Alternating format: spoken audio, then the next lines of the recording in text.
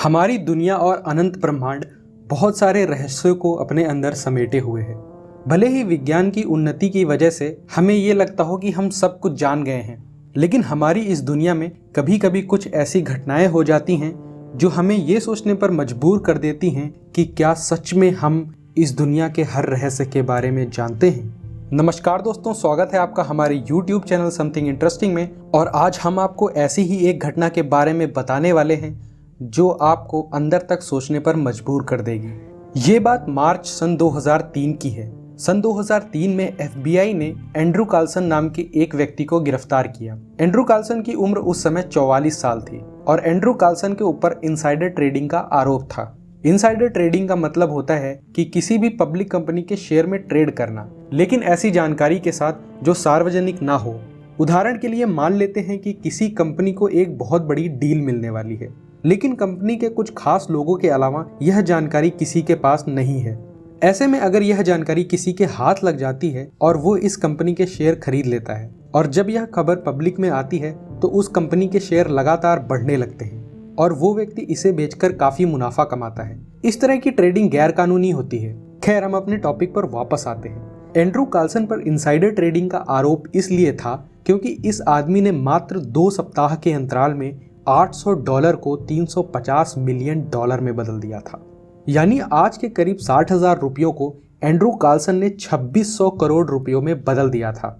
इसके बाद जब FBI ने एंड्रू कार्लसन को गिरफ्तार किया और पूछताछ की तो इस आदमी ने FBI को हैरान कर देने वाले जवाब दिए। एंड्रू कार्लसन ने FBI को ये बताया कि वो एक टाइम ट्रैवलर है और 250 साल आगे भविष्य की दुनिया से आया है।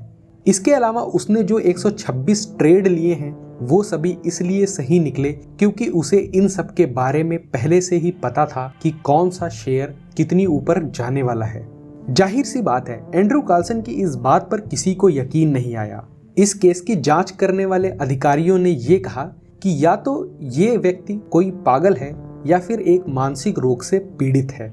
लेकिन एंड्रू कार्लसन के बारे में एक बात तो कही जा सकती है, उसने ये काम चाहे जैसे किया हो, लेकिन इस काम को करने के बाद उसे पागल तो नहीं कहा जा सकता। FBI को एंड्रू कार्लसन के इस बयान पर बिल्कुल भी यकीन नहीं आया और जब उन्होंने एंड्रू कार्लसन के बारे में और जानकारी जुटाना शुरू की तो उनके सामने एक बेहद ही आश्चर्यजनक बात का खुलासा हुआ। उन्हें इस आदमी का सन 2002 से पहले का कोई रिकॉर्ड नहीं मिला, जैसे ये आदमी सन 2002 से पहले इस दुनिया में रहता ही ना हो।